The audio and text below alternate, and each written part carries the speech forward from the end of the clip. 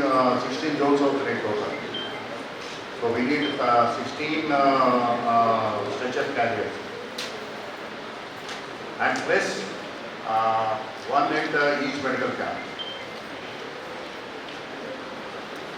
Structures మన దగ్గర హాస్పిటల్స్లో కలెక్ట్ చేసుకోండి.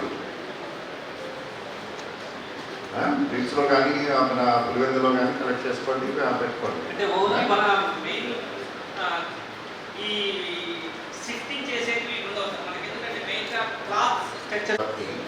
అలాగే ఇటువైపున అంటే మీకు టోటల్ 12 క్యాంప్స్లో 2 camps will go to VVIP area.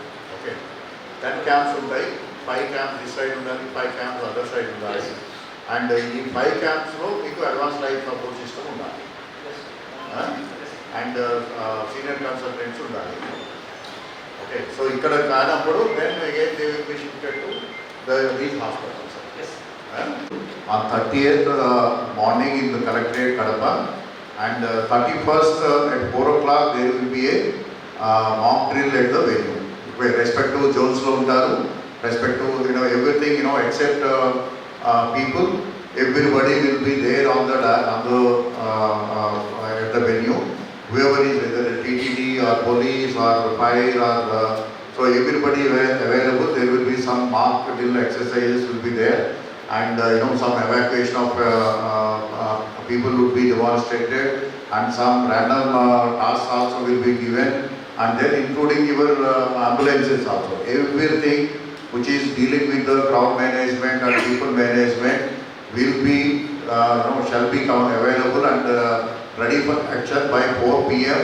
31st December, and that's where wherever if somebody is doing wrong things or mistakes, that will be corrected. And after that we expect a cohesive and coherent team at the gallery level to face any kind of challenges. Now comes this entire mock drill exercise. DFO, District Fire Officer, will be coordinating, and police side you will be nominating either DSP or somebody, and John, you will be coordinating the entire exercise along with the Municipal Commissioner, and Bhavna, you will be preparing the planning బాగుంది. అన్ని మైన్యూట్లోకి వెళ్ళి చేశాం. Macro level planning చాలా బాగుంది, micro level planning కూడా చాలా బ్రహ్మాండంగా madam explain చేసిన తర్వాత మనకి జోన్స్ కానీ లేకపోతే మన గ్యాలరీ వైపు దగ్గర దాకా వెళ్ళి గ్యాలరీలో ఎవరెవరు పోస్ట్ చేయాలో కూడా చెప్పడం జరిగింది. అలాగే మ్యాక్రో లెవెల్లో ట్రాఫిక్ మేనేజ్మెంట్ కాడ నుంచి, సీఎం గారి మూవ్మెంట్ కాడ నుంచి, security, crowd management, time management గురించి కూడా చాలా బ్రహ్మాండంగా చేశారు. బట్ ఓన్లీ థింగ్ ఇది ఇవన్నీ పర్ఫెక్ట్గా చేయాలంటే కోఆర్డినేషన్ కావాలి. కోఆర్డినేషన్ కావాలంటే సింగిల్ కమాండ్ ఇచ్చేది కావాలి. సీరియస్గా గారు ఇందా చెప్పారు, ఫస్ట్ టైం మనం ఇంకొద్దిగా బిగ్గర్ లెవెల్, లాస్ట్ ఇయర్ కూడా నేను ఉన్నాను ఇక్కడే. మేము ఈ మధ్య మన వైకుంఠ ఏకాదశి కూడా సింగిల్ పాయింట్ కాంటాక్ట్ వచ్చేసి పెద్ద సక్సెస్ చేశాం. Actual never happened in the history.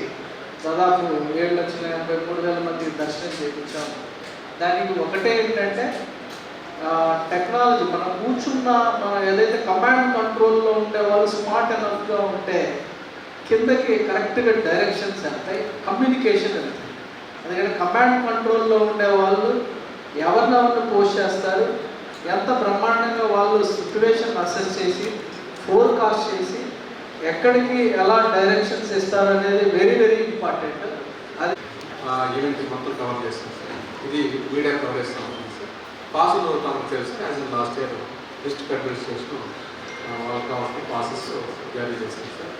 తర్వాత శ్రీలంక 5 అంబులెన్సెస్ 108 అంబులెన్సెస్ పెట్టడం జరుగుతుంది సార్.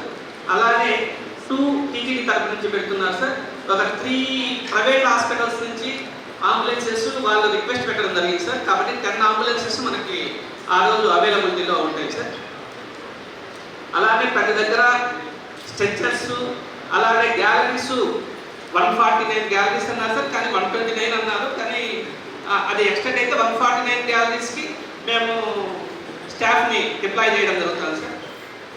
తర్వాత సార్ ఆఫ్టర్ కంప్లీట్ సంకీర్తన ఉంటుంది సార్.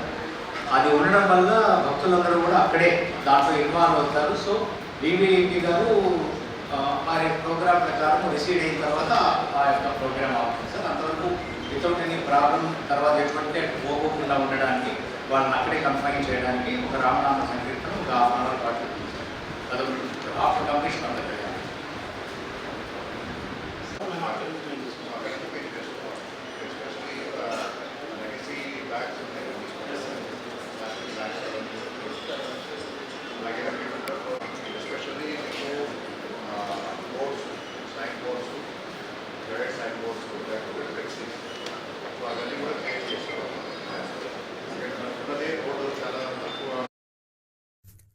కడప జిల్లాలోని మరిన్ని వార్తా విశేషాల అప్డేట్స్ కోసం మా SCN న్యూస్ ఛానల్ను తప్పకుండా చూడండి.